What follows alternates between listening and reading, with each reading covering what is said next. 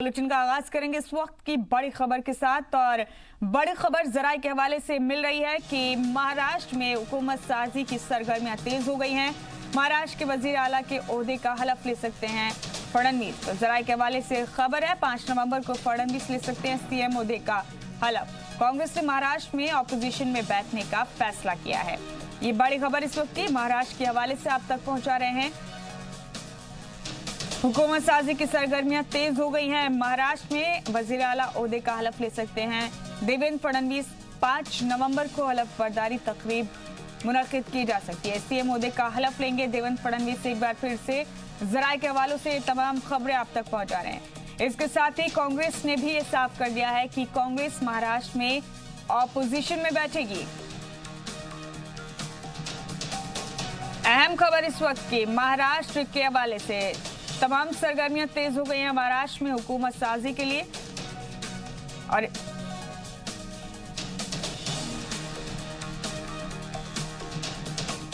Bharatiya Janata party के देवेंद्र फडणवीस मुख्यमंत्री होंगे, इसमें किसी को भी मन में आशंका रखने की जरूरत नहीं है।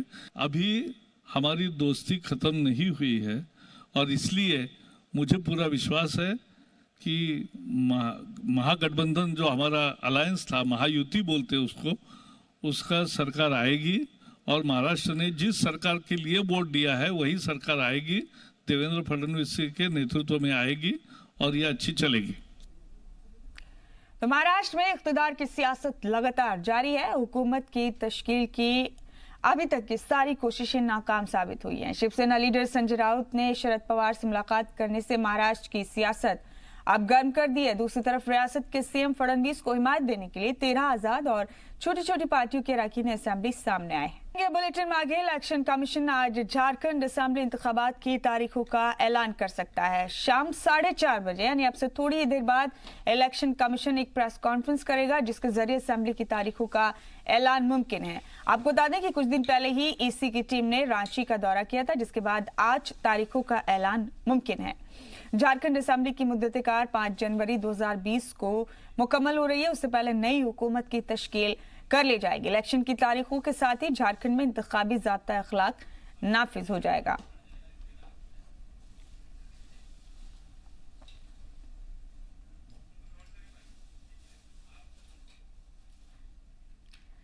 और दिल्ली के वजीर आला अरविंद केजरीवाल ने कहा है कि दिल्ली में आलूदगी की सतह में इजाफे के सबब दिल्ली में सभी स्कूल 5 नवंबर तक बंद रहेंगे।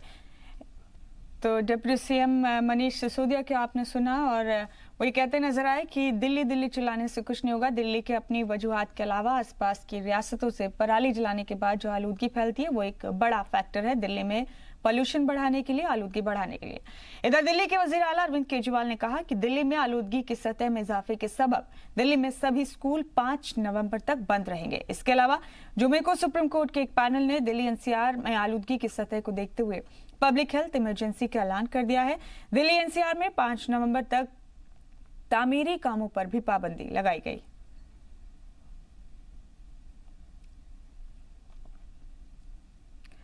तो मुल्क की राजधानी दिल्ली में आलूदगी खतरनाक सतह पर पहुंच गई है। मरकजी सेंट्रल पॉल्यूशन कंट्रोल बोर्ड के आदाद शुमार के मुताबिक एयर क्वालिटी इंडेक्स 425 पर पहुंच गया है, जो खतरनाक लेवल है।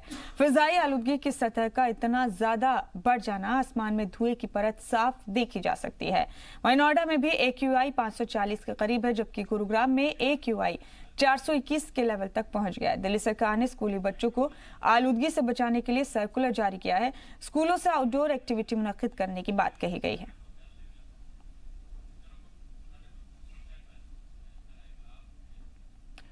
दिल्ली में बढ़ते आलूदगी को देखते हुए EPCA ने सख्त हिदायत दी है। दिल्ली एनसीआर में जेर तामीर कामों पर 5 नवंबर तक रोक लगा दी गई है। जेर तामीर कामों पर शाम 6 बजे से सुबह 10 बजे तक रोक लगाई गई है।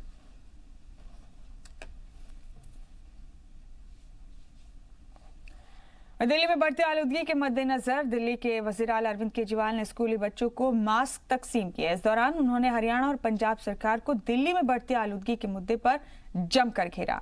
रिपोर्ट देखिए।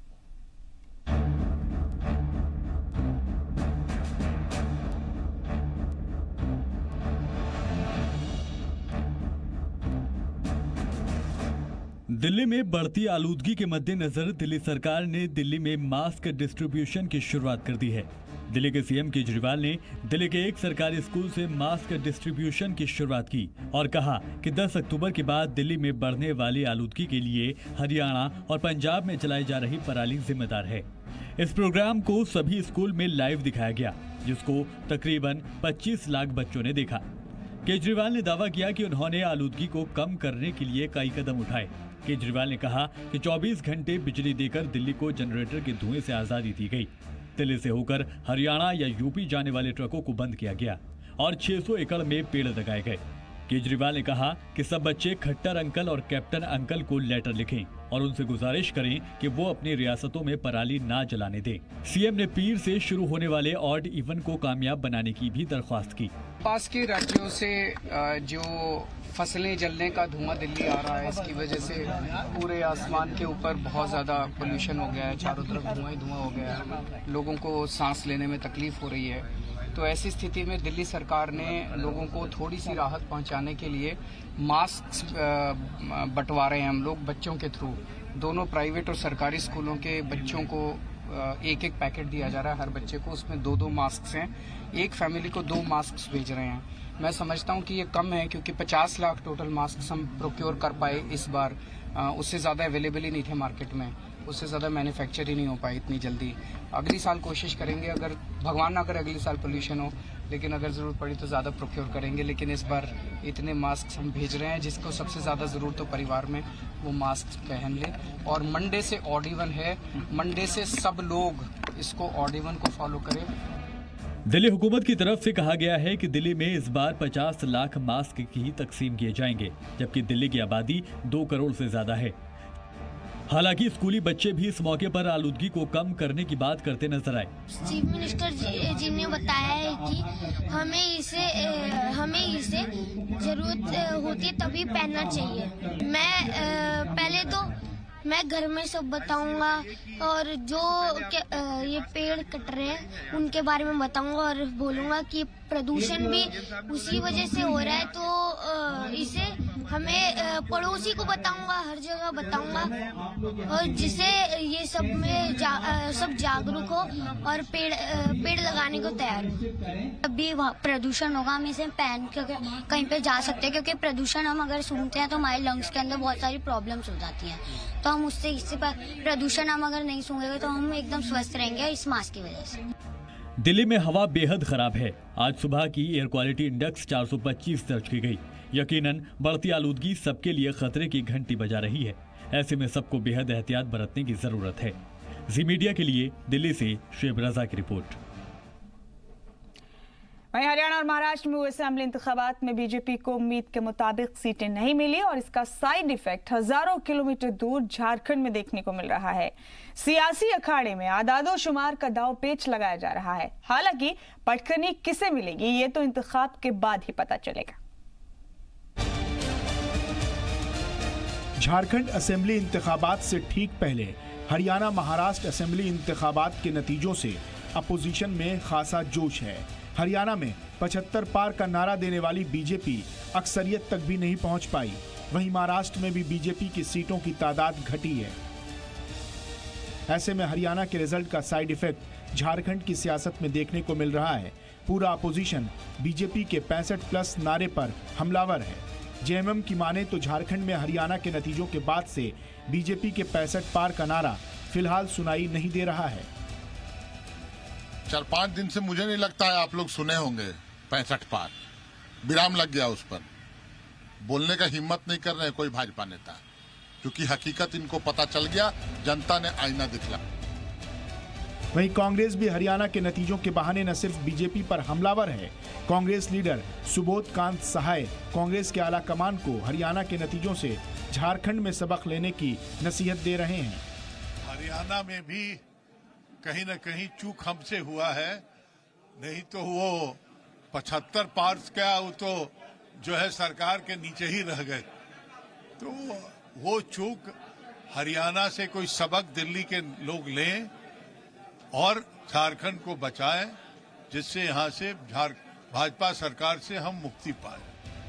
झारखंड बीजेपी हरियाणा के रिजल्ट को भुलाकर झारखंड पर फोकस करने की बात कह रही है। वो होता है चुनाव की राजनीति के अंदर, वो कोई वो नहीं है, लेकिन दोनों जगह सरकार बन रही है। वो कहीं से पीछे हटने वाली बात नहीं है। और झारखंड के अंदर तो स्थिति दूसरी बहुत वहां से भी उलट है। क्यों? यहाँ पर विपक्ष है नहीं। एक आध चुनाव में हमें थोड़े सेटबैक हो सकते हैं, हरियाणा में मानते हैं अपेक्षाकृत रिजल्ट नहीं आया, पर यह मतलब नहीं कि हमारा जो बड़ा एजेंडा है वो हमसे कभी छूटता। विकास और राष्ट्रवाद का एजेंडा वो हमेशा कायम रहेगा। हरियाणा में इंट्रोस्पेक्शन चल रहा है कि हम अपने लक्ष्य के आसपास क्यों नहीं पहुंच पाए, लेकिन झारखंड की स्थिति डिफरेंट है। झारखंड में चुनाव की तारीखों का बेसब्री से सभी को इंतजार है, जिसके बाद वोटिंग होगी, फिर नतीजे आएंगे। नतीजों के बाद ही पार्टियों के दावों की हकीकत साफ हो पाएगी। जी मीडिया के लिए रांची से कुमार चंदन की रिपोर्ट।